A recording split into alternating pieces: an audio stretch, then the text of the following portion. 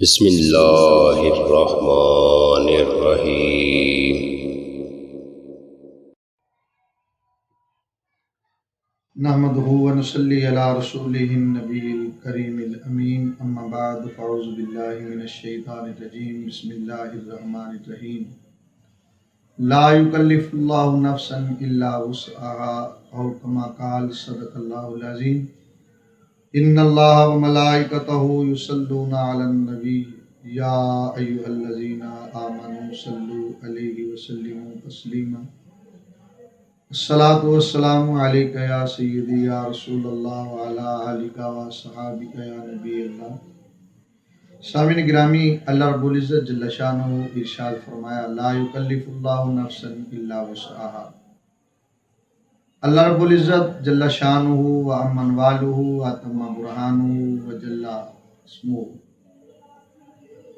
فرمایا، لا یکلف نفسا الا وسعها۔ اللہ پاک کسی جان کو اتنی تکلیف نہیں دیتے جو وہ اٹھا نہ سکے، اتنا ہی بوجھ ڈالتے ہیں جتنا اس کی وسعت ہے، طاقت ہے، وہ اٹھا سکے۔ اس سے جو میں نے باتیں بتانی وہ بتانی ہیں نماز کے متعلق۔ بعض بندے تو ٹھیک ہوتے ہیں، تندرست ہوتے ہیں، الحمدللہ ثم الحمدللہ کھڑے ہو کر نماز پڑھتے ہیں، با جماعت نماز ادا کرتے ہیں، اور بعض بندے وہ ہوتے ہیں جو بیٹھ کر نماز پڑھتے ہیں، اور پھر بعض وہ بھی ہیں جو کرسی کا سہارا لے کر نماز پڑھتے ہیں۔ پھر ان پہ طرح طرح کے تانے، طرح طرح کی باتیں ان کے متعلق ہوتی ہیں۔ لو جی یہ چل کے مسجد میں آتے ہیں، لیکن جو نماز ہے وہ بیٹھ کر پڑھتے ہیں، سارا دن گلی کوچے میں گھومتے رہتے ہیں، اور نماز جو ہے وہ بیٹھ کر ادا کرتے ہیں، کرسی پہ آ کر بیٹھتے ہیں، نماز پڑھتے ہیں، بیٹھ کر پڑھتے ہیں۔ اس طرح نماز نہیں ہوتی۔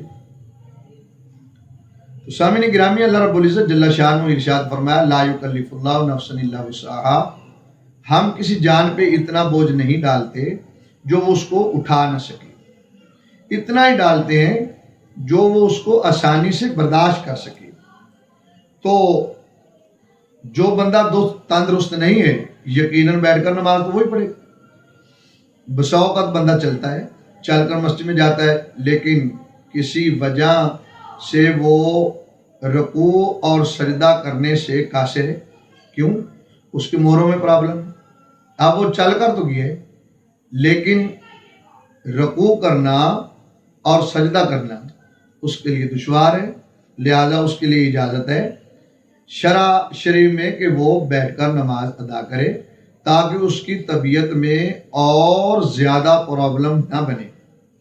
اس پر میں انشاءاللہ دلائل دوں گا، اور دلائل سے پہلے یہ میں بات کو واضح کرنا چاہتا ہوں کہ وہ کرسی پہ بیٹھ کے نماز پڑھ سکتا ہے تو اس طرح پڑھے، نیچے بیٹھ کر نماز پڑھ سکتا ہے تو اس طرح پڑھے، اگر وہ اپنی ٹانگ کو لمبا کر کے نماز پڑھ سکتا ہے تو اس طرح پڑھے۔ جس طرح بھی وہ آسانی سے نماز ادا کر سکتا کرے۔ ہاں البتہ اگر اس میں قدرت ہے کھڑا ہونے کی تو کم از کم قیام میں ضرور کھڑا ہو، چاہے اس کو کسی سہارے سے ہی کھڑا کیوں نہ ہونا پڑے، پھر بھی وہ سہارا لے کر کھڑا ہو۔ کم از کم قیام کے اندر اس کو کھڑا ہونا ضروری ہے۔ اگر وہ قیام میں بھی کھڑا نہیں ہو سکتا تو پھر تو بہت زیادہ لاگے ہے، کرسی پر بیٹھے یا نیچے بیٹھے، پاؤں لمبے کرے یا وہ چوکڑی مار کر بیٹھے، جس طرح بھی بیٹھ سکتا ہے۔ حضرت حدیث پاک میں آتا ہے کہ حضرت عبداللہ بن عمر رضی اللہ تعالیٰ عنہ نے ایک نوجوان کو تربیت دی، اور اس میں ارشاد فرمایا کہ آپ نے نماز میں جو تشہد بیٹھنا ہے وہ سیدھے پاؤں کو ایسے رکھنا ہے اور الٹے پاؤں کو بالکل سیدھا رکھنا ہے اوپر۔ تو اس نے اس پہ عمل کیا، اور ایک دن ایسا ہوا کہ عبداللہ بن عمر رضی اللہ تعالیٰ عنہ اور وہ نوجوان اکٹھے نماز پڑھنے لگے، تو حضرت عبداللہ بن عمر رضی اللہ تعالیٰ عنہ جو تھے وہ چوکڑی لگا کر نماز پڑھنا شروع کر دی، اور وہ نوجوان جو تھا وہ اس انداز میں نماز پڑھ رہا تھا۔ نماز سے فارغ ہوئے تو اس نوجوان نے عرض کی کہ یا حضرت آپ نے مجھے تو اس طرح ٹریننگ دی تھی۔ آپ نے فرمایا ٹھیک ہے، لیکن اب میں کیا کروں کہ میرے پاؤں میرا وزن نہیں اٹھاتے، اس لیے اللہ فرماتے لا یکلف اللہ نفسا الا وسعها۔ ہم کسی جان پہ اتنا بوجھ نہیں ڈالتے کہ وہ اس کو اٹھا نہ سکے، تو اللہ پاک اتنا بوجھ ڈالتا ہی نہیں، جو اس کو اٹھا نہ سکے صرف اتنا ڈالے گا جو اٹھا سکے. تو جس طرح وہ آسانی سے نماز پڑھ سکتا ہے پڑھ سکے. اس پر میں آگے دلائل دینا چاہتا ہوں کہ وہ تکیے پر سجدہ کرے تو پھر بھی جائز ہے، چمڑے پر سجدہ کرے تو پھر بھی جائز ہے، وہ لکڑی پر سجدہ کرے تو پھر بھی جائز ہے، وہ چٹائی پر سجدہ کرے تو پھر بھی جائز ہے، وہ فرش پر سجدہ کرے تو پھر بھی جائز ہے، وہ اشارے سے سجدہ کرے تو پھر بھی جائز ہے. حضرت ام سلمہ امہات المومنین رضی اللہ تعالی عنہا جو ہے انہوں نے تکیہ پر سجدہ کیا ہے. سرانے پر سر رکھ کر سجدہ کرنے کی روایت موجود ہے، الاوسط میں موجود ہے، جلد نمبر 4 صفحہ نمبر 441 تا 443 تک. اور نمبر 2 خلاصۃ الاحکام میں اس طرح کی روایتیں موجود ہیں. نمبر 3 الاصغر میں موجود ہے. نمبر 4 المحیط البرہانی میں موجود ہے، جلد نمبر 2 صفحہ نمبر 271 فی الصلاۃ المریض.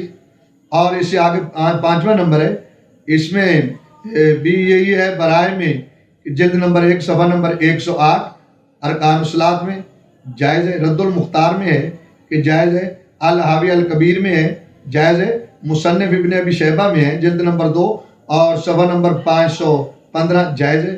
المبسوط الرحمان جلد نمبر 2 صفحہ نمبر 515 جائز ہے. مصنف عبد الرزاق جلد نمبر 2 صفحہ نمبر 477 تا 478 جائز ہے.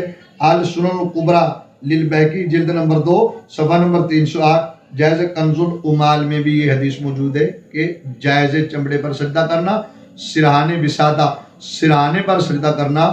جس طرح بندہ ایزی بیٹھ کر نماز پڑھ سکتا ہے اسی طرح ادا کرے. یہ نماز ادا کرنا ضروری ہے. انشاءاللہ الرحمن اللہ رب العزت اس کو قبول فرمائے گا. اس میں آگے چلتا ہوں. بعض لوگوں کا یہ خیال ہے نہیں جی جو زمین پر سجدہ ہو نماز وہی ہوتی ہے، جو اوپر سجدہ ہو وہ نہیں ہوتی. تو یہ سیاستہ اٹھا کر دیکھیں، نبی اکرم صلی اللہ علیہ وسلم نے تو فرائض واجبات وتر اونٹ کے اوپر بھی ادا کی. اونٹ کے اوپر بلانا ہے لکڑی کا، اور کچاوے میں لکڑی ہے، لکڑی کے اندر وہ کھجور کی چھال ہے، اور کھجور کی چھال کے نیچے وہ اونٹ کا جو ہے وہ اس کے بال ہیں، سکین ہے، پھر نیچے ہڈیاں ہیں، پھر نیچے گوشت ہے، پھر نیچے خون ہے، اور پھر نیچے اس کے پاؤں ہیں، اور پاؤں جو ہیں وہ زمین کے ساتھ ٹچ ہیں. ایسی کرسی جس کی ٹانگیں زمین کے ساتھ ٹچ ہیں اس پر نماز پڑھنے سے کوئی حرج واقعہ نہیں ہوتا. ریل گاڑی میں نماز پڑھنا، اب اس کے ٹائر جو ہے وہ پٹری سے ٹچ ہے، پٹری جو ہے وہ پتھر سے ٹچ ہے، اور وہ پتھر جو ہیں وہ زمین سے ٹچ ہے، لہذا جائز ہے. اور اسی طرح کشتی کے اندر نماز پڑھنا جائز ہے. محدثین نے یہ تو مختلف کتابوں کے اندر پورے باب لے کر آئے ہیں. کشتی کے اندر نماز جائز ہے اس لیے کہ کشتی لکڑی کی ہے، لکڑی کا تعلق پانی سے ہے اور پانی کا تعلق زمین سے ہے، جائز ہے. اسی طرح اگر ہوائی جہاز میں تو پھر کیا بنے گا؟ ہاں لمبا سفر ہے تو اس میں بھی جائز ہوگی. گاڑی میں نماز پڑھنا جائز ہے.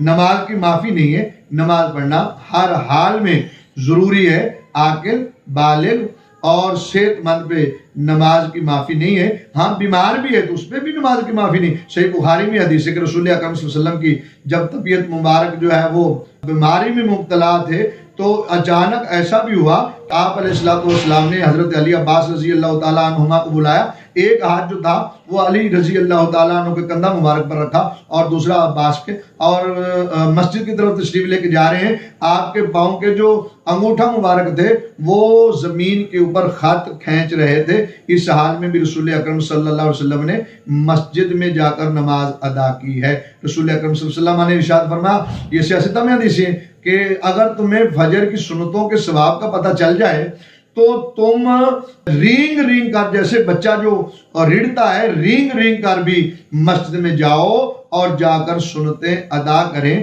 لیکن اس کو اللہ نے تم سے مخفی رکھا ہے، یعنی اس کو چھپا کے رکھا ہے. سامعین گرامی، مطلب یہ تھا کہ نماز کسی حال میں معاف نہیں ہے. ہاں البتہ جس طرح بندہ ایزی بیٹھ کر نماز پڑھ سکے، کھڑا ہو کر پڑھ سکے یا بیٹھ کر پڑھ سکے، لمبا ہو کر پڑھ سکے، لیٹ کر پڑھ سکے، سو کر پڑھ سکے، کرسی پہ پڑھ سکے، جس طرح اشارے سے پڑھ سکے، جس طرح بھی اس کی طبیعت مانتی ہے اور طبیعت اجازت دیتی ہے اور وہ اس کو معافی نہیں ہے، نماز ادا کرنی پڑے گی۔ اللہ کریم ہم سب کو نماز ادا کرنے کی توفیق نصیب فرمائے۔ آخر میں ایک حدیث پیش کر دیتا ہوں۔ آقا صلی اللہ علیہ وسلم نے ارشاد فرمایا من ترک الصلاۃ متعمدا فقد کفر، جو جان بوجھ کر نماز کو چھوڑتا ہے، جو جان بوجھ کر نماز سے غفلت کرتا ہے، جو جان بوجھ کر نماز کو چھوڑ دیتا ہے، گویا کہ وہ بندہ کفر تک پہنچتا ہے۔ مسلمان اور کافر کے درمیان میں فرق کرنے والی نماز ہے۔ اس لیے تو آقا صلی اللہ علیہ وسلم نے ارشاد فرمایا